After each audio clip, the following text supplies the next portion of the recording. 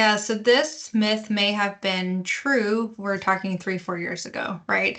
Again, DFARS has been around since 2012. However, the enforcement of it has been long delayed, and the actual rollout of the CMMC final ruling and the enforcement has taken some time. So this was a true statement a couple years back, but now we're seeing enforcement started. So on November 10th, we had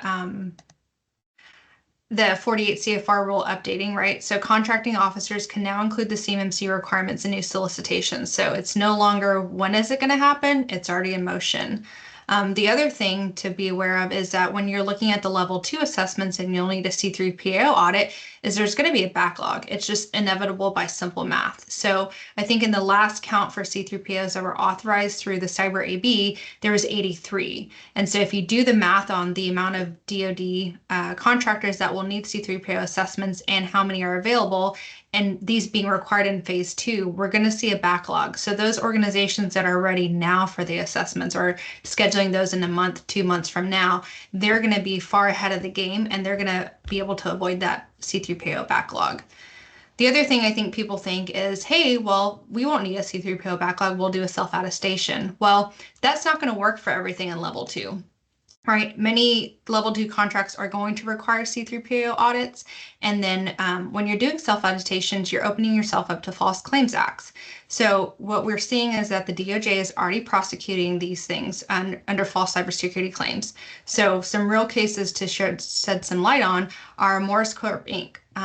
Internally, a whistleblower who was part of the CMMC compliance for the organization reported that, hey, we're putting in a false SPRS score. We're saying these things are in our organization and they're actually not. So the DOJ went and investigated that. They found that, yeah, they didn't have evidence in supporting things to say that those controls were in. So that ended up costing Morris Corp $4.6 million settlement to do that because DOJ treated as fraud, right?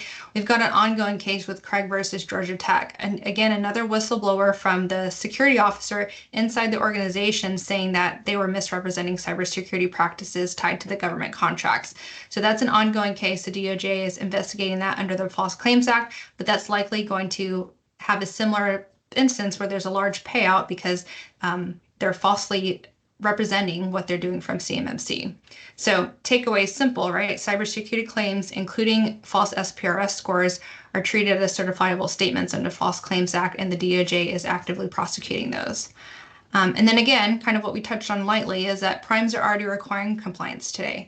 They're asking for SPRS scores. They're asking for SSPs and POEMs. They're asking for evidence of those key controls from their subcontractors because they know that they're going to be held liable for it in phase 2. So everyone has to get ready now. So if it's not clear, this myth is definitely busted. CMMC timelines are already in motion, and waiting is the fastest way to lose out on eligibility contract going forward.